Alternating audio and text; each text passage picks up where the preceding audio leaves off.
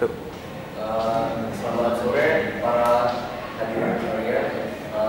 Sore ini kami bertiga, saya, Eden, Irwin, dan Winner akan meneruskan presentasi bertema minyak bumi.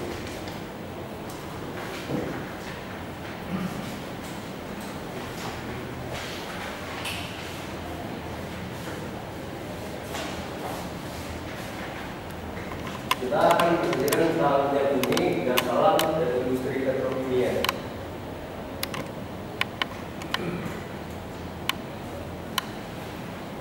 Minyak bumi itu adalah minyak mentah atau crude oil yang terbentuk secara alami di dalam batuan, endapan, dan sebagian besar terdiri dari hidrokarbon. Minyak bumi itu berasal dari istilah yang digunakan dari bahasa Latin yaitu petroleum. Petrol itu berarti batuan atau karang, dan oleum itu yang berarti minyak. Minyak bumi juga dijuluki sebagai emas hitam, yaitu cairan kental, coklat, gelap atau penghijauan yang mudah terbakar, yang berada di lapisan atas dari beberapa area di kerak bumi. Berikut dalam komposisi minyak bumi. Yang hidrokarbon ditemukan di dalam minyak mentah adalah ada alkana, siklon, dan aromatik. Alkana fraksi yang merupakan terbesar dalam minyak bumi mentah. Sikloalkana atau yang disebut naphthen itu memiliki cincin yaitu siklopentana ataupun cincin yaitu sikloheksana. Dan juga aromatik CN, CH, CH2N6. Aromatik yang memiliki cincin 6 hanya terdapat dalam jumlah kecil tetapi ditemukan dalam bensin karena ada 3 poin. Yang pertama, memiliki harga anti-lock yang tinggi, stabilitas pengukuran yang baik, dan kurangnya yang lain sebagai bahan bakar atau fuel.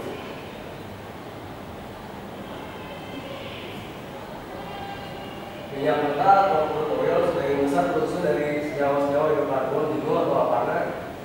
Adapun hidrokarbon tak jenuh atau alkena, alkena, dan alkena sangat sedikit dikandung oleh minyak bumi sebab bisa mengalami adisi menjadi alkana. Oleh karena minyak bumi berasal dari fosil organisme, maka minyak bumi mengandung senyawa-senyawa yang terdiri dari 0,1 sampai 7%, nitrogen 0,01 sampai 0,9%, oksigen 0,6 sampai 0,4 sampai 0,4%, dan senyawa logam dalam jumlah tidak tetap. Minyak mentah dipisahkan menjadi sejumlah fraksi-fraksi melalui proses destilasi atau penggilingan. Biasanya destilasi itu terdiri dari fraksi yang diperoleh dari destilasi minyak bumi adalah yang berkarbon yang berdiri pada karya suhu tertentu. Proses destilasi dikerjakan dengan menggunakan kolom atau destilasi.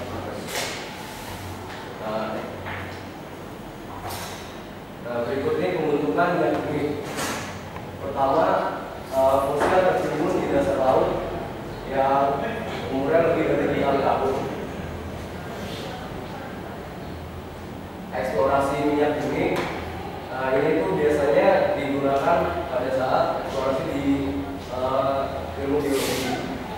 Pertama itu ini dasarnya itu mengirim gelombang yang dilakukan pada surface yang dikirim ke bawah tanah. Jadi cara mengirim gelombangnya itu dengan meledakan dari atas hingga ke bawah, lalu dipantulkan dan diterima oleh receiver yang ada di atas, lalu diketahui kedalaman dan bentuk informasinya. Berikut adalah minyak bumi hidrokarbon yang terdiri dari alifatik, siklik, dan aromatik. Berikut pengolahan minyak bumi akan dilanjutkan oleh saudara Winner.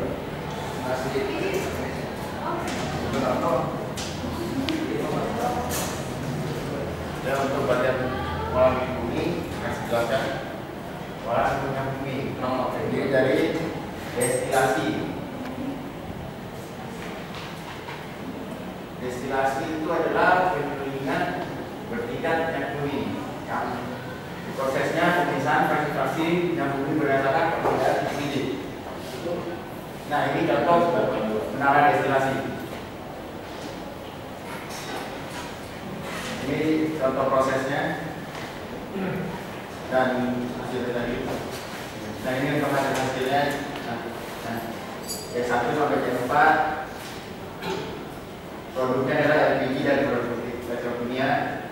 C5 dan sampai C6 larut solar dan pembersih. C6 sampai C7 itu dipanaskannya dari 60 derajat Celcius sampai 100 derajat Celcius.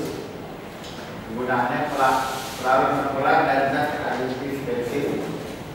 Nah, untuk bensin itu C5 sampai C10, tingginya 40 derajat sampai 200 derajat Celcius. Nah, itu untuk bahan bakar motor. Untuk kerosin C12 sampai C18 dipanaskan dari 105 derajat Celcius sampai 320 derajat Celcius. Produknya adalah untuk kompor dan mesin.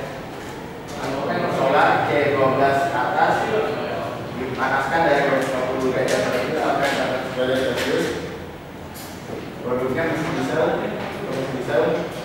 Kalau untuk oli itu generator C20 dipanaskan dari 350 derajat Celcius sampai 50 derajat Celcius. Dan untuk parafin, aspal dan lilin itu karbonnya C25. Stacking adalah proses pemecahan hidrokarbon mulai molekul besar dalam fraksi minyak bumi menjadi molekul yang lebih kecil. Contohnya pengubahan solar menjadi minyak tanah. Reforming berfungsi sebagai mengubah hidrokarbon rantai lurus menjadi hidrokarbon rantai bercabang.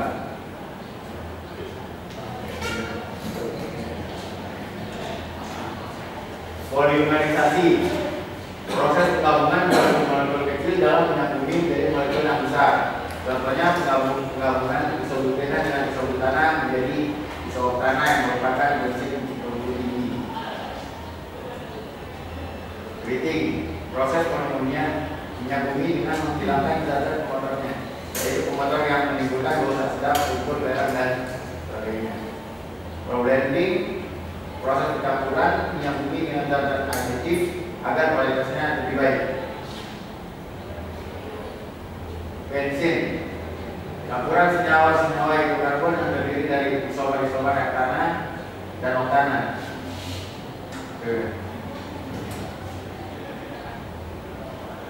Untuk bilangan oktan itu bilangan yang menyatakan presentasi isoktana yang dikandung dalam bensin, sedang misalnya adalah presentasi hektana.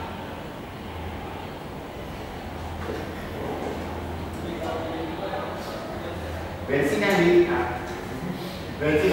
dihasilkan dari pengolahan minyak bumi ditingkatkan ditambah zat aditif berupa detergent. Cairan seperti minyak berwarna dan sama beracun yang berfungsi sebagai zat yang ditekan pada bensin.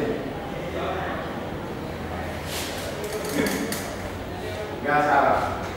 Gas alam adalah gas yang terbentuk dari gas relik air, alga dan protozoa dan sebagainya yang telah mati dan tertimbun selama berjuta-juta tahun yang lalu dan mengandung zat metana atau gas-gas yang mudah terbakar dan sebagian besar terdiri dari hidrokarbon.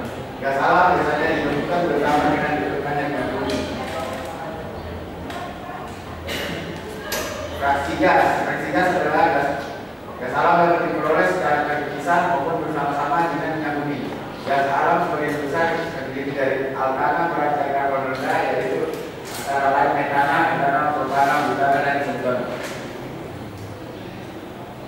Komponen gas alam itu utama di dalam gas alam adalah 80% metana, 4 yang merupakan molekul hidrokarbon rantai ringan dan terpendek. Gas alam juga mengandung molekul hidrokarbon seperti 10% metana, C2 sedikit propana, C3H4 dan butana, dan 4H10 dan juga mengandung gas seperti karbon dioksida, hidrogen sulfida sebagai kecil dari. Untuk pengolahan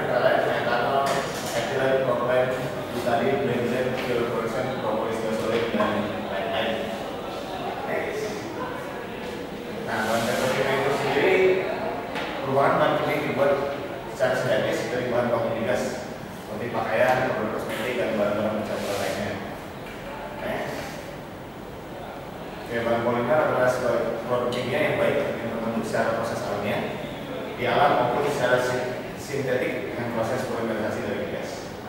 Nah itu dibagi dua ya, ada polimer alamiah dan sintetik. Bisa dilihat sendiri. Next. Oke, berikut adalah contoh-contoh jenis industri petrokimia ya. Industri petrokimia itu industri yang menghasilkan produk petrokimia yang berupa produk dasar dan produk setengah jadi. Biasanya itu dilakukan oleh pabrik-pabrik besar yang ada di Indonesia untuk produksi bahan-bahan baku. Yang kedua, produk petrokimia hilir itu yang menghasilkan produk jadi dari industri dulu, lalu industri hilir, baru nanti didistribusikan. Oke, berdasarkan prosesnya dibagi jadi pembuatan dan pemanfaatan. Itu ada produk dasar, produk antara, produk akhir, produk jadi. Pada umumnya berupa barang-barang atau bahan yang banyak dipakai dalam kehidupan sehari-hari. Contohnya ada plastik, ada untuk rumah tangga, ada juga plastik untuk industri mobil, baju dan kaos kaki, sabun, buku, deterjen yang dibuat dari lem, seluruh bahan dan lain-lain. Oke. Nah ini contoh pemanfaatan produk petrokimia.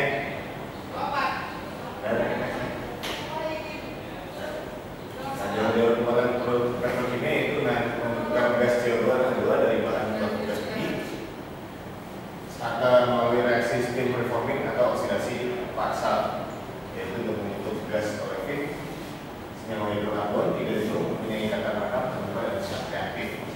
Jalur aromatik yaitu dengan menggunakan fraksi-fraksi aromatik. Ini dampak pembakaran bahan bakar terhadap lingkungan. Biasanya kalau di lingkungan yang di daerahnya itu ada pabrik-pabrik industri dan lain yang menggunakan bahan kimia ya, jadi seperti ini lah. Peningkatan karbon dioksida, CO2, oksigen dan nitrogen yang makin tipis, udaranya makin banyak, terus partikel timbul yang akan mengendap dan mengotori lingkungan sekitar. Next. Ya sekian presentasi dari kami. Apabila ada pertanyaan kami akan berusaha menjawab. Pada para adik hadirin silakan.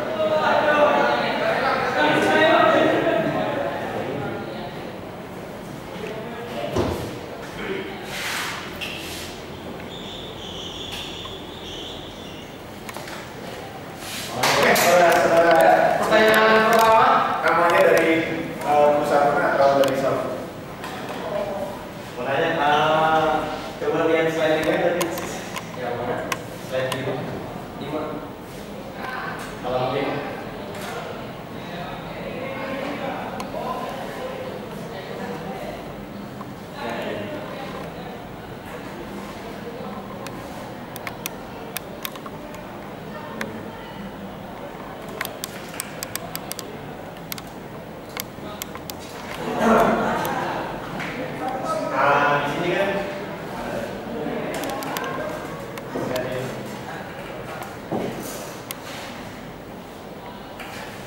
Nih, di sini kan aromatik memiliki izin namanya dalam jumlah kecil.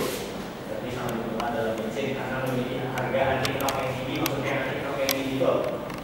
Maksudnya anti-knock itu langsung saya jawab kan? Karena kalau sama surat, karena dia jawab. Memiliki harga anti-knock itu adalah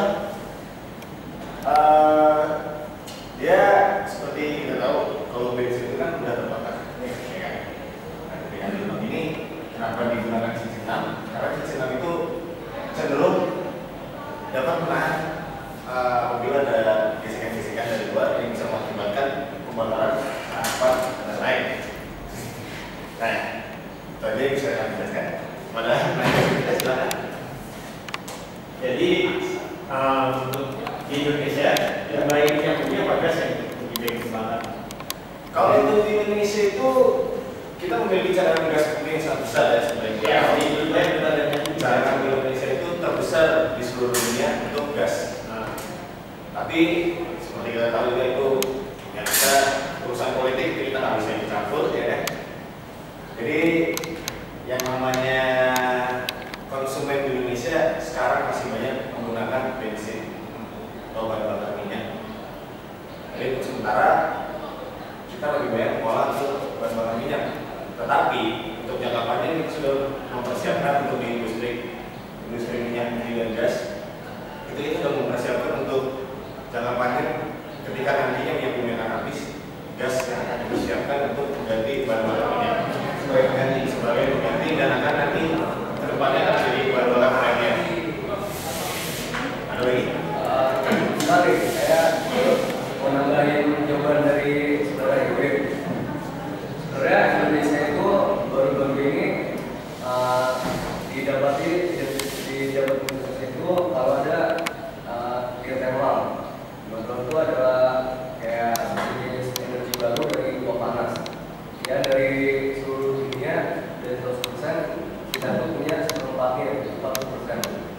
ya untuk sekarang ini ya lagi dikembangkan, ya semoga ke depannya dengan semua bisnis yang lain bisa digunakan lebih gampang.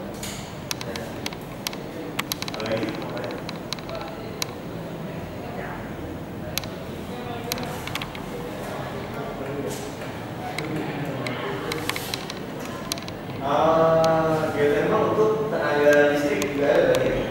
Oh, geothermal itu bisa untuk unsur tenaga listrik juga, Pak. Jadi kayak karena kan tenaga listrik kita diangkat kebanyakan itu dari minyak bumi dan batu bara. Nah, karena minyak bumi makin lama akan menipis, kita membuat untuk rencana yang selanjutnya untuk memakai geothermal. Geothermal itu bisa digunakan untuk memutar turbin untuk membangkit tenaga listrik. Ini seandainya minyak ataupun gas sudah habis, kira-kira geothermal bisa jadi bahan bakar untuk kendaraan bermotor? Kalau saya Pendapat aja. pendapat saya sih untuk kedepannya teknologi kan makin lama makin maju. Ya sekarang aja teknologi maju udah dapat energi baru gitu kan, Pak. Ya kedepannya saya rasa pasti bisa. Terus saya koreksi dulu sebentar, mungkin pertanyaan Anda adalah gas alam ya. Kalau untuk geothermal itu hanya bawah panas. Iya. Kalau gas alam mungkin bisa, bukan mungkin bisa, tapi pasti bisa digunakan karena sudah banyak seperti kita tahu di Indonesia ini bus Transjakarta udah memakai bahan bakar gas. Kita diambil dari gas alam Indonesia. Ada lagi? Oke, kalau tidak ada lagi maka kami akhiri presentasi kami hari ini. Mudah-mudahan bermanfaat buat kalian semua, pada adik-adik, teman-teman mahasiswa maupun para teman-teman pekerja yang sedang meluangkan waktunya untuk datang ke presentasi kami. Sekian dari kami. Selamat sore dan assalamualaikum warahmatullahi wabarakatuh.